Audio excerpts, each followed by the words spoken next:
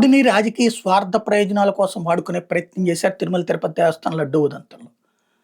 అది ఒక ఎత్తు అయితే, ఈవెన్ దర్యాప్తు కోసం సుప్రీంకోర్టే ఆ భగవంతుడు ఇచ్చిన ఆదేశమేమో ఒక మంచి తీర్పిచ్చి సిట్టేస్తే, అందులో మళ్ళీ అవకతవకలు చేసేటటువంటి ప్రయత్నం, దాంట్లో లేనటువంటి వాళ్ళ చేత దర్యాప్తులు చేయించడం అంటే మళ్ళీ రాజకీయ స్వార్థ ప్రయోజనాల కోసం దాన్ని ట్విస్ట్ చేసే సందర్భంలో మళ్ళీ సుప్రీంకోర్టే ఆపాల్సినటువంటి పరిస్థితి వచ్చింది. తిరుమల తిరుపతి దేవస్థానం లడ్డూ ప్రసాదం తయారీకి కల్తీ నెయ్యి సరఫరా కేసు విచారణలో సహకారం అందించదు.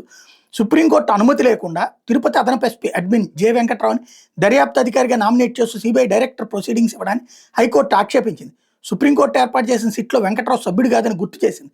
సర్వోన్నత న్యాయస్థానం అనుమతి లేకుండా అదనపు ఎస్పీ వెంకట్రావు సాక్షులకు నోటీసులు ఇచ్చి దర్యాప్తు నిర్వహించడం కోర్టు దగ్గర కిందకు వస్తుందని అభిప్రాయపడింది.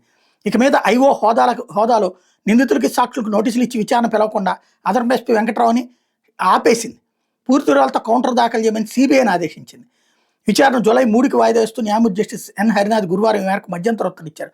సుప్రీంకోర్టు ఏర్పాటు చేసిన సిట్లో సభ్యుడిగా లేని అదనపు ఎస్పీ జె వెంకట్రావు ఐఓ హోదాలో నోటీసు ఇచ్చి విచారణకు పిలవడానికి సవాల్ చేస్తూ వైకాపా నేత వైవి సుబ్బారెడ్డి, అప్పటి పిఏ, ఏపీ భవన్ పూర్వ ప్రత్యేక అధికారి కె చిన్న అప్పన్న ఈ వ్యాజ్యం వేశారు. CBI standing council PSC Suresh Kumar వాదనలు వినిపిస్తూ దర్యాప్తు విషయమై రోజువారీ కార్యకలాపాల వ్యవహారంలో సహకారం అందించేందుకు అదనపు ఎస్పీ వెంకట్రావు దర్యాప్తు అధికారిగా నామినేట్ చేస్తూ సిబిఐ డైరెక్టర్ ప్రొసీడింగ్స్ ఇచ్చారని కోర్టుకు నివేదించారు. కోర్టు అక్కడ తప్పులు జరుగుతున్నాయన్న ఉద్దేశంతోనే దర్యాప్తు పేరుతో దేవుడినే ఇలాంటి వివాదంలోకి లాగడం ఏంటి, ఆ లడ్డూలో కల్తీ జరిగిందని ఎవడు చెప్పాడు మీకు?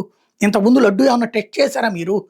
ఇప్పుడు ఈ ప్రభుత్వ హయాంలోనే వచ్చింది కదా ఈ లడ్డు, ఈ నూనె వెంటనే వెనక్కి పంపించానంటున్నారు కదా, అది కలిపారని మీకు ఎవరు చెప్పారు అని నిలదీసింది సుప్రీంకోర్టు ఆ రోజున.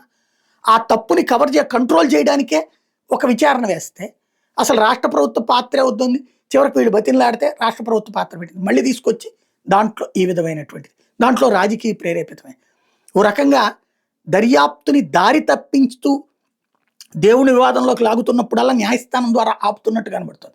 ఇప్పటికైనా దాంట్లో రాజకీయ స్వార్థ ప్రయోజనాలు వదిలేసి నిజమైనటువంటి దర్యాప్తు జరిపించాల్సిన అవసరం ఉంది.